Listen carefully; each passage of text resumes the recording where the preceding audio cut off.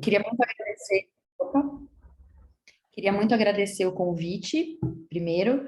É, eu fico muito feliz de poder falar com vocês e também é muito bom que a minha boca esteja tão próxima aqui, ó, dos meus dois ouvidos, porque toda vez que eu estudo, nossa, que delícia que é, assim. O tema de hoje é um tema reconfortante, da gente entender da nossa força, da gente saber o quanto que a gente pode mudar aquilo que está nos incomodando. Então, é, é uma alegria mesmo falar com vocês e ainda um tema assim tão gostoso. Acho que para um domingo de manhã, para a gente começar a semana, acho que é perfeito.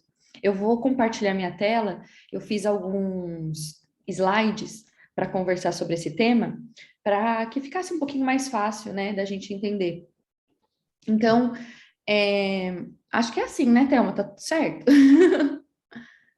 Tá certinho. Passa o slide. Isso, excelente. Tá. Então, hoje a gente vai falar sobre esses atributos, né? Pensamento, vontade e atributos do espírito. É um tema bem interessante porque a gente vai ver que um não conversa com o outro, que um conversa com o outro, apesar de serem atributos diferentes, o quanto que um pode mover o outro. Aí, por conta disso, como que a gente vai iniciar nossa conversa, né? Acho que é interessante a gente falar sobre os objetivos, o que seria legal a gente sair daqui e continuar pensando, né, em nosso lar.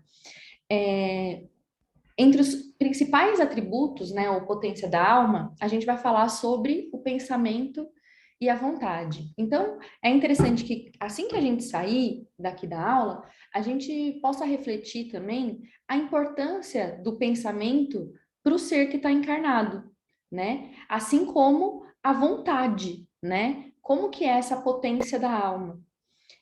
O que é essa vontade faz com que a gente consiga passar durante a nossa jornada de evolução, né?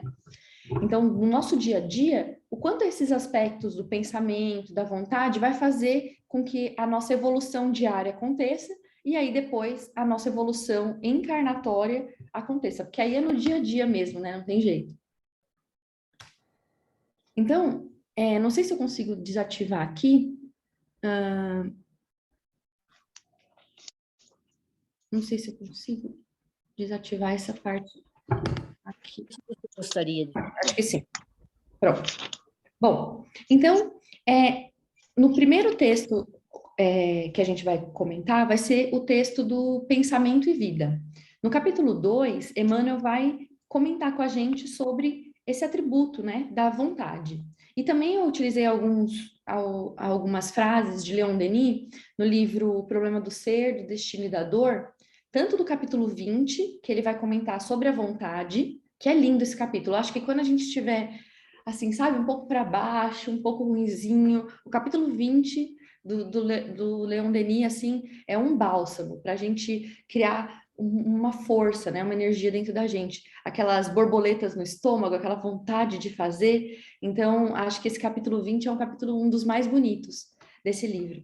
E o capítulo 23, que ele vai falar sobre o pensamento, de um jeito mais poético do que o Pensamento e Vida, né, no primeiro capítulo, mas também muito bonito. Então, eu vou utilizar os dois livros, assim, as duas referências, para a gente conversando sobre isso.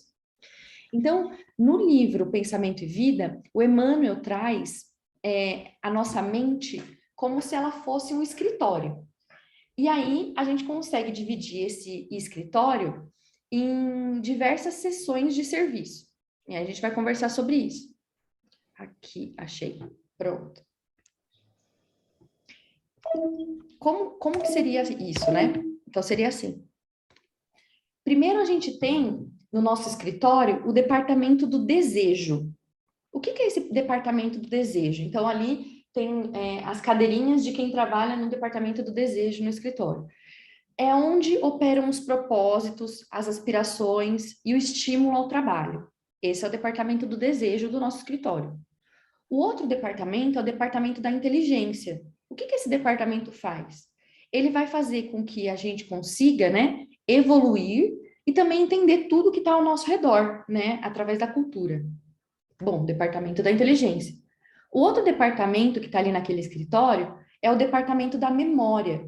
Esse departamento faz com que a gente vá arquivando as coisas que a gente foi passando durante a nossa jornada. Então, ele arquiva as súmulas da experiência, não só dessa vida, como das vidas passadas. E lá na nossa mente existe também outro departamento, que é o departamento da imaginação. Esse departamento, ele vai ser bem importante, porque ele vai mostrar para a gente o que seria ideal, o que a nossa sensibilidade poderia trazer dentro da nossa imaginação. Então, a nossa mente sendo um escritório subdividido nesses 4 departamentos maiores, tem que ter alguém que mande em tudo isso. E quem gerencia esses departamentos da nossa mente? É o gabinete da vontade. Então, o departamento do desejo, ele pode trabalhar sozinho. O departamento da inteligência também pode trabalhar sozinho. Mas se esses departamentos estiverem unidos e com o gabinete da vontade gerenciando, isso vai fazer com que a nossa evolução seja para o caminho ideal, pelo caminho certo. Então, cada pessoa dentro da sua própria mente vai ter os seus departamentos. E você vai começar a moldar esses departamentos desde o início da sua encarnação. O que acontece é o seguinte: como o gabinete da vontade que gerencia tudo, pode ser que esse líder aí do gabinete da vontade esteja um pouquinho mais para baixo. Ele esteja, assim, não tão forte. Muitas vezes ele está viajando de férias. E o que acontece? Alguns dos outros departamentos podem começar a pensar que eles que são gerentes. Então, o que acontece, por exemplo, se o departamento da inteligência acaba tomando força, né, para um lugar assim, sem direcionamento. Então, a gente sabe que muitas vezes pessoas que estão ligadas, por exemplo, a guerras, a líderes de diversos países, tem esse departamento muito evoluído, um departamento muito forte da inteligência. Só que, em compensação, o departamento da vontade está lá quietinho. E aí essa inteligência vai indo para um caminho errado. O departamento do desejo é a mesma coisa.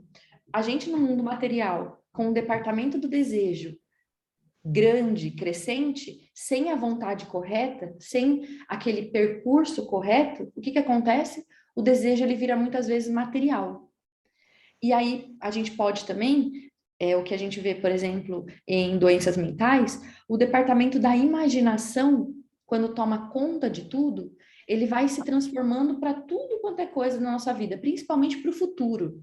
A gente usando a nossa imaginação para tentar controlar as coisas, o futuro.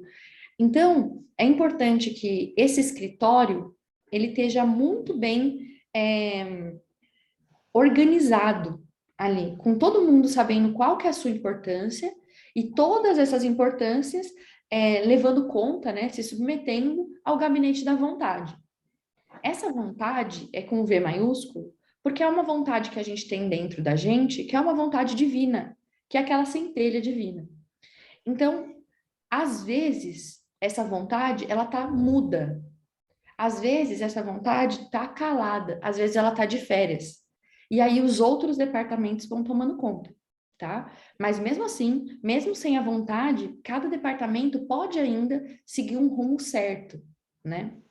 Eu lembro muito de Paulo de Tarso quando eu falo sobre esses departamentos, porque ainda como Saulo, se você for ver os gabinetes dele, de tudo que acontecia na vida dele, eles estavam muito, assim, acima da vontade, né? Então, o departamento do desejo, tudo que ele queria contra o cristianismo, né? Todos os propósitos dele, tudo que ele fazia para destruir o cristianismo. O departamento da inteligência, ele era um dos homens mais inteligentes da época. E para que ele usava aquela inteligência? É no momento em que ele encontra Jesus que Paulo, então, faz com que o gabinete da vontade divina, se encontre dentro dele. E aí ele usa todos esses departamentos a favor de uma grande vontade, a favor de um grande propósito. Então, Emmanuel já começa o livro, no segundo capítulo, mostrando quão importante é esse atributo, né? Então, na vontade, é como se a gente tivesse um botão que fala para a gente assim, on ou off. Se a gente vai ligar a máquina ou desligar a máquina. A vontade é aquele sentimento que fica dentro da gente que faz a gente agir. E como muitas vezes a gente ouve no centro espírita, não adianta só o pensamento. O pensamento é um dos atributos e a vontade é outro dos atributos. Então, é como se a gente tivesse um carro, o carro seria o pensamento. Mas para você ligar esse carro andar, você tem que ter a vontade. Então, a vontade, na verdade, é a chave que você vira e fala: pronto, a partir de agora, eu vou usar todo esse carro que eu tenho, todo esse pensamento que eu tenho, para agir.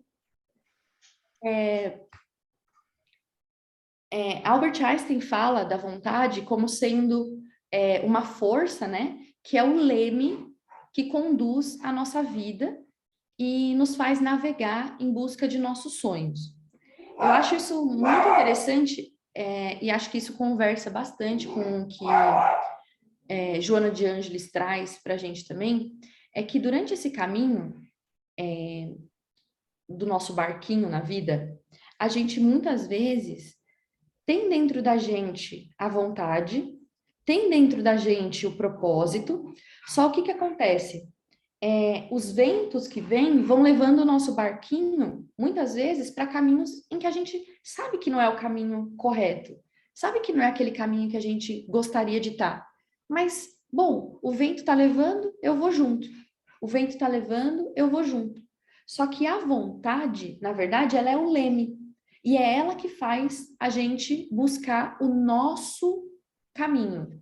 Então, cada caminho do nosso barco, o meu barco é diferente do barco da Thelma, é diferente do barco de todo mundo que está aqui. A diferença é que esses ventos que trazem, muitas vezes eles podem ser ventos propulsores ou ventos que fazem a gente ir para o caminho errado. E eu lembro de Joana de Ângeles, quando eu falo isso, por conta de quando ela comenta Jung e fala sobre o conhecimento, a gente chegar próximo do que a gente se refere como self, né? Que seria a nossa alma, a nossa centelha divina. Com o autoconhecimento, quando a gente está em busca de conhecer aquilo que a gente gosta, aquilo que a gente se sente bem, aquilo que faz bem para a gente, que a gente consegue fazer bem pelo outro, a gente encontra muitas vezes com essa centelha divina. E se a gente se conectasse cada vez mais com essa centelha divina, o nosso barco ia sim para o lugar correto. Mas isso acontece na nossa vida todo dia? Não é. Então, dia a dia é como se a gente precisasse relembrar o propósito.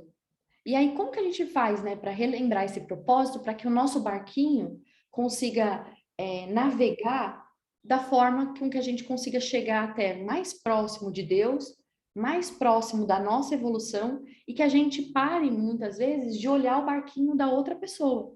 Ou que a gente pare de ser levado tantas vezes por esses ventos, uns ventos de felicidade, uns ventos de tristeza, aquelas emoções que tiram a gente do rumo certo. Como que a gente faz isso, né? E aí é bonita essa frase que fala que quando a vontade, que é esse leme, se junta com a vontade de Deus, aí a gente chama de fé. A gente sabe que essa vontade, ela vem sendo intuída para a gente muitas vezes, né? Durante os nossos caminhos. Só que quantas vezes a gente para olhar para dentro e entender o que eu realmente quero? O que é melhor para mim? O que eu me sinto livre das amarras da sociedade ou livre das formas que a gente toma, das máscaras que a gente usa na sociedade, para que a gente seja realmente, que a gente esteja fazendo realmente aquilo a que viemos fazer, né?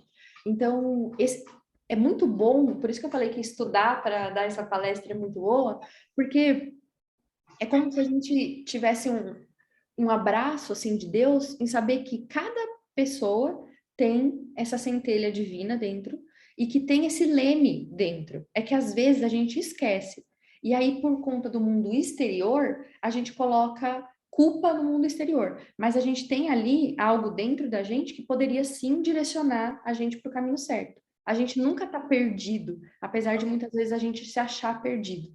É como se dentro da gente tivesse uma bússola que sabe para onde ir. O problema é que às vezes a gente não sabe ler essa bússola. Como que a gente aprende a ler essa bússola que faz a gente andar? A gente aprende a ler essa bússola através do nosso movimento de autoconhecimento, de indiferente do vento que fizer, se está chovendo ou não, se esse mar está agitado ou não, o leme, né, vai conduzir a gente até o que a gente quer. Então, quanto mais a gente se olhar, tentar encontrar esse self, esse leme que tem dentro da gente, essa bússola, a gente consegue, então, ir pelo caminho adiante, né? E, além disso, antes da vontade, né, antes desse fazer, dessa ação, a gente tem aquela parte da nossa vida mental, aqueles nossos pensamentos, tudo que está acontecendo com a gente, né? Na nossa vida mental. Às vezes, a nossa vida mental, ela é tão forte, e aquele gabinete da vontade não está agindo, que a gente passa minutos, horas, a gente passa meses, a gente passa anos, fazendo com que esses pensamentos sejam estejam carregando a nossa vida ali, porque é como se a gente tivesse várias abas do computador aberto na nossa cabeça. Então, enquanto eu estou dando a palestra aqui para vocês, eu estou pensando que eu estou lavando a roupa, eu estou pensando que eu tenho que levar meu cachorro para passear, eu estou pensando que a gente que faz muitas vezes todos esses pensamentos soltos na nossa cabeça, com que a gente esqueça da bússola lá de dentro. Então, a gente esquece que a gente tem essa encarnação para navegar para o caminho correto. E a gente fica criando ideias na nossa mente. Agora, a gente pode usar essas energias criadoras, que são os pensamentos, né? Porque o pensamento é substância, é coisa mensurável. Imagina a gente conseguir juntar a vontade junto com o pensamento. Então, eu tenho um pensamento, um foco no pensamento do que eu quero, aquilo que eu desejo, aquilo que vai ser bom para mim, que vai ser bom para muita gente. E aí você tem aquela energia do pensamento, que você já sabe aquilo que você quer, e além de tudo, você tem aquela mola propulsora que é exatamente a vontade. Pronto. A gente é capaz de criar o mundo à nossa volta. Lembra aquela história de falar que a gente é capaz de mover montanhas? É nesse sentido que a gente move as montanhas. A gente move as montanhas dentro da gente, que são os nossos problemas, as nossas dificuldades, tudo que as dificuldades de quem está próximo da gente. A gente move essas montanhas através do pensamento, do querer ajudar, do amor, de tudo isso junto com uma vontade. É aquela ação fazendo com que tudo que está à nossa volta se modifique. Agora, se a gente parar para pensar que o meu pensamento é substância, é coisa mensurável, o pensamento de todo mundo que está aqui é coisa mensurável. Então, eu estou pensando no bem, por exemplo, quando a gente iniciou agora na prece de início aqui da nossa conversa, se eu estou gerando um pensamento para o Brasil, por exemplo, para que não haja mais fome, para que as pessoas sejam vigiadas ali mesmo, né? Por todos os espíritos bons, que tenham pensamentos bons, todas essas vontades, todos esses pensamentos que a gente está tendo aqui durante o início da prece, o meu pensamento está junto com o de vocês. E se a gente tiver a vontade que isso aconteça, pronto. Esse é o nosso mundo. É a gente modificando o mundo através do pensamento, que começa primeiro com uma ideia, com o direcionamento, né, dos pensamentos, e aí você vai com a vontade, que é ali aquela chama que faz a gente caminhar. Pronto. A gente tem Deus dentro da gente. A gente é capaz de mudar, né? E para dar ao pensamento toda a força e amplitude, como que a gente faz? A gente tem que investigar os grandes problemas. Daí a gente começa a falar de uma coisa que muitas vezes a gente não quer mexer. São feridas que existem dentro da gente que fazem com que a gente olhe muito mais o mundo externo do que o mundo interno. Quando a gente começa a observar as feridas internas, os nossos problemas, saber o que faz da gente um ser mais feliz, saber o que faz da gente aquela pessoa que quer ir para frente, que tem vontade de viver. Quando a gente começa a investigar tudo isso, a gente começa a verificar que, bom, eu tenho problemas, mas a partir do meu pensamento, da minha vontade, talvez eu seja capaz de mudar.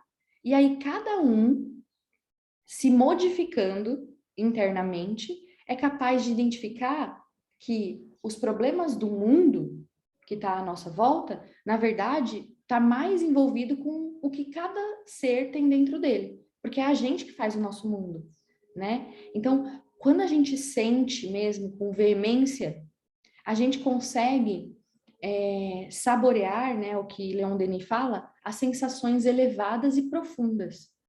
Só que para que a gente consiga saborear essas sensações elevadas e profundas, que é esse conhecimento, essa elevação até o divino, a gente precisa remontar a nascente de onde deriva toda a vida, toda a harmonia e toda a beleza. Muitas vezes, a gente quer que aquele rio, que é a gente ali, que aquele rio seja límpido, com água límpida, com tudo o de melhor para todas as pessoas que estão à nossa volta beberem essa água, que a gente consiga ajudar muitas comunidades com aquela água, e a gente esquece que a gente não vai conseguir ajudar todo mundo ou ser uma água límpida, se na verdade, como Emmanuel traz, né, em outras lições, o vaso onde foi colocada essa água está sujo, né? Não adianta eu colocar uma água limpa numa taça onde eu acabei de beber o vinho, que aquela água vai ficar suja. Ou seja, se a gente não encontrar a nossa nascente, aonde está a fonte dos nossos pensamentos, aonde está a nossa energia criadora, a gente não é capaz, então, de mostrar toda essa beleza e essa harmonia para fora. Eu vejo muita gente falando assim, essa pessoa aqui me causa estresse, o meu chefe me causa estresse, a minha mãe me causa raiva, como se alguém fora pudesse causar alguma coisa dentro da gente. Na verdade, ninguém é capaz de causar nada. A gente tem as nossas sensações e quem causa somos nós mesmos. Então, enquanto a gente não tiver fortalecido internamente, isso vai fazer com que a gente não consiga, a gente seja os ventos que vêm das pessoas, sei lá, falando mal da gente, das pessoas fazendo fofoca da gente vendo aquelas tais injustiças, tudo acontecendo em torno da gente, a gente vai sendo levado para esse vento e esquecendo de ir para o caminho que é ali que o nosso leme já estava falando que era o certo de ir. A gente vai esquecendo. Só que isso é dia a dia. É como Santo Agostinho falava, que a gente tem que deitar na cama e fazer aquele pensamento do dia a dia. É porque nesse pensamento de dia a dia, a gente faz com que a água desse mar fique mais calma. Se a gente vai viver na turbulência assim, faz com que a gente não consiga pensar no caminho aí para frente, né? Então, essas sensações elevadas e profundas, quem busca somos nós, através aqui de uma conversa como essa, através de um passe, através de uma conversa com um bom amigo, tudo isso é a gente que vai passando. Aí, Leon Denis traz, dirige incessantemente vosso pensamento para essa verdade. Podeis vir a ser o que quiserdes, e sabei querer ser cada vez maiores e melhores. Por isso que eu falei, começar o domingo sabendo que a gente pode ser o que a gente quiser, independente do que qualquer pessoa que esteja à sua volta falar, a gente pode ser o que a gente quiser. Porque a gente tem a centelha divina e se a gente falar com vontade, um pensamento correto e uma vontade, a gente vai ser sim cada vez melhor. E aí, quando a gente tiver conquistado esse domínio do pensamento, e esse domínio, sabendo que eu ligo aquela vontade a hora que eu precisar, quando eu conseguir esse domínio, a gente não mais tereis que temer os retardamentos nem as quedas. Ou seja, os ventos que vêm de fora. Não adianta, não precisa temer. nem as doenças, nem a morte. Porque você vai ter feito com que o seu eu inferior e frágil mude, né? E se torne uma poderosa individualidade. Então, você começa aquele processo que Joana de Ângeles também comenta sobre a sua individuação. É aquele seu processo de conhecimento que você passa durante a sua vida e saber quem que você é, o que que você pode fazer, quais são os seus gostos reais. Tira aquela máscara que você usa para a sociedade para mostrar que você faz o que todo mundo quer que você faça e mostra a realidade. O que que tem aí dentro, que é o que você quer de verdade. Quando você descobre esse eu interior, que normalmente vai acontecer, eles falam, né, na metade da sua vida, porque até a primeira metade da sua vida, você viveu de acordo com o que a sociedade impõe, muitas vezes, do que sua família impõe, do que é correto mesmo ali, né, de saber os limites, saber o certo e o errado. Até a metade da sua vida você vai indo. Aí chega numa época da sua vida em que você faz esse questionamento, e todo mundo vai fazer, que é, será que é isso mesmo que eu quero? Será que é isso mesmo que eu gosto? Eu tô no caminho certo? Eu tô ouvindo mais os ventos que estão vindo ou eu tô indo pelo caminho que eu gosto? Pelo caminho que eu me sinto bem? Pelo caminho que me traz até essa evolução divina? No começo de que a gente estava falando, conversando sobre esse momento de transição que a gente está vivendo no planeta, é muito importante que a gente faça esse processo de individuação, porque o mundo lá fora está tão difícil, está complicado o mundo lá fora, mas que se a gente não tiver essa fortaleza dentro da gente, sabendo o que a gente quer para a gente, o que a gente quer para o mundo, o que a gente quer para o outro, é como se esse vento fosse tão forte que faz o barco virar. E a gente está vendo esse barco virando muitas vezes, né? A gente conversa sobre suicídios em criança, eu dou aula, né, na faculdade de medicina, eu vejo, por exemplo, semestre passado, no final do semestre passado, 4 alunos internados por tentativa de suicídio, 2 se suicidaram. Então a gente vê um mundo em que os barcos estão sendo virados, né? Esse mundo externo está difícil demais. Se a gente não se encontrar e entender essa poderosa individualidade que a gente tem e esse caminho que é só nosso, a gente vai acabar deixando cair o barco. E a gente também pode ser o vento favorável de outros barcos. A gente sabendo, né, essa palavra divina, que a gente seja, muitas vezes, o, o burrinho que levava Jesus ali, né?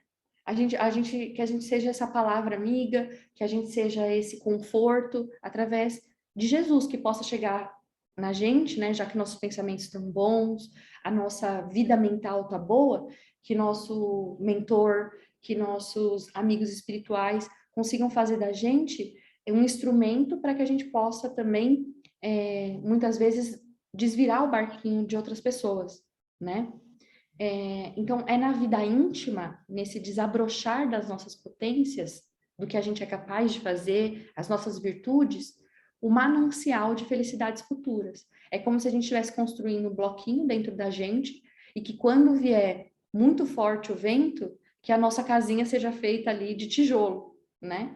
Porque se a gente for construindo a casinha com outros materiais, pode ser que ela despenque com os ventos que vão vir. Por quê? Afinal, a gente está no mundo de provas e expiações. Ninguém falou que vai ser fácil.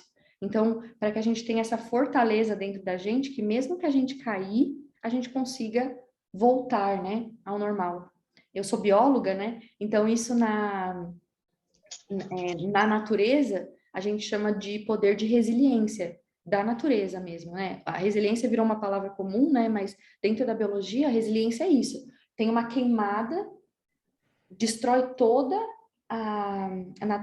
ali aquela natureza ali, aquela floresta, e aí você tem, por exemplo, as gramíneas que começam, aí depois outras plantas que começam. Então, o poder de você ser capaz de se transformar, de desabrochar através das dificuldades, é uma coisa interna, não é a externa. Pode acontecer uma queimada, né? E destruir inteiro o que tem por fora. Mas quando essa vontade, né? Quando esse leme está no lugar certo, tudo bem, a gente reconstrói, né? Na maioria dos homens, os pensamentos flutuam sem cessar. Então, é importante que a gente faça com que esses pensamentos, eles sejam levados para o caminho correto. Senão, a gente passa metade da nossa vida pensando no futuro, tendo ataques de ansiedade, porque a gente, muitas vezes, não vê saída e começa a pensar no futuro. Esquecendo, muitas vezes, às vezes, quando eu estou num processo terapêutico, alguma coisa assim, a minha terapeuta levanta a mão assim para cima e faz, tipo assim, Thaís, você está esquecendo que existe uma coisa maior. Porque eu quero tomar conta de tudo, às vezes controlar tantas coisas, que a gente esquece mesmo que existe uma força maior. E que essa força, ela caminha junto com os nossos pensamentos e as nossas vontades. E ela está dentro da gente. Não tem como dar errado. Não tem. Pode ser destruído materialmente, mas não tem como dar errado. Se você está no caminho certo, vai pelo caminho certo. Se o homem conhecesse, então, a extensão dos recursos que nele germinam, talvez a gente ficasse deslumbrado, porque a gente nem imagina essa força. E aí, ao invés de a gente pensar assim, ah, eu sou fraco, eu tô mal sei o que vai acontecer no futuro, tá muito difícil, economicamente tá difícil, ou eu tô com uma doença que tá difícil demais. Se a gente soubesse desse recurso que tem dentro da gente, a gente compreenderia a nossa força. A gente sentiria que ele próprio, que a gente mesmo, pode criar o nosso futuro. Eu vejo isso, por exemplo, nas pessoas que hoje em dia acreditam, que muitos de nós, né, a gente acredita nas doenças que são somatizadas no corpo, né? Então, através de pensamentos, a gente vai somatizando e vai tendo doenças. O que a gente esquece muitas vezes é que essa informação também serve para o contrário. Então, quer dizer que se eu estou adoecida e eu tenho pensamentos, vontade, eu também tenho uma força para mudar isso. Então, a gente não sabe o quão forte nós somos para mudar até muitas coisas que ninguém mudaria. O que é essa força dentro? Desculpa. Leon Denis traz alguns exemplos no texto dele que é muito legal. Ele fala sobre essas vontades, essa força, e ele acaba comentando que existia um homem na França que ele era capaz de falar assim, ó, às 3 horas da tarde, todos os dias, meu nariz vai sangrar. E sangrava todos os dias. A gente mal sabe qual que é o nosso poder dentro do nosso corpo, das nossas células, do nosso pensamento. Porque se a gente tem essa centelha divina, então significa que a gente pode muita coisa. O que a gente precisa mesmo é aprender a servir-nos de nossa vontade e por ela, né, já a gente conseguir unir a vontade, o pensamento a tudo que é grande. Se a gente conseguir fazer isso, eu aqui, vocês aí, a gente faz com que essas vibrações encham o espaço. E aí a gente faz com que o mundo fique melhor. Parece, né, clichê, parece obra de positivismo e tal, mas ao mesmo tempo, quando você reconhece a força que você tem de mudança, essa semente que tem dentro de você, você sabe que quando você quer uma coisa de verdade, você se empenha para fazer aquilo e vai passando a vida assim, de um jeito mais completo com Deus, né? Nossa, falei, né? Acho que é isso. Eu lendo esse texto, né, num domingo, eu acho que ficou gostoso de aprender por conta disso, porque é quando a gente fala assim, eu tenho essa força mesmo? Será que isso vive dentro de mim mesmo? E Emmanuel traz, e Joana traz, e Leon Denis traz, o quanto que a gente precisa conhecer essa nossa força. Quando a gente vê esses mártires, né, dentro do Evangelho, a gente pensa, nossa, como que ele passou por tudo isso? Como que ele aguentou essa dor? Como que ele aguentou esse sofrimento? Mas aí a gente vai lá, enfrenta os aguilhões e fala, eu tô com Jesus, é mais forte do que isso. A gente reconhece a nossa força, reconhece a força que existe de Jesus, né, de Deus dentro da gente, pronto, tá tudo bem. É como se para todos os males viesse o acalento de saber que a gente não tá sozinho e que essa força é nossa, basta a gente procurar ela dentro da gente. O processo da procura não é fácil, não é bom, Não é gostoso, porque a gente muitas vezes vai ter que mexer nessa nascente, nessa ferida, mas ao mesmo tempo faz com que a gente veja o caminho, né, lá na frente, mais perto. Então, se tiver que passar por isso, por esses ventos, por essa, né, por todos esses balanços do barco, para chegar num caminho que é o que eu quero, então eu vou passar e vou, né? É isso, gente. Muito obrigada.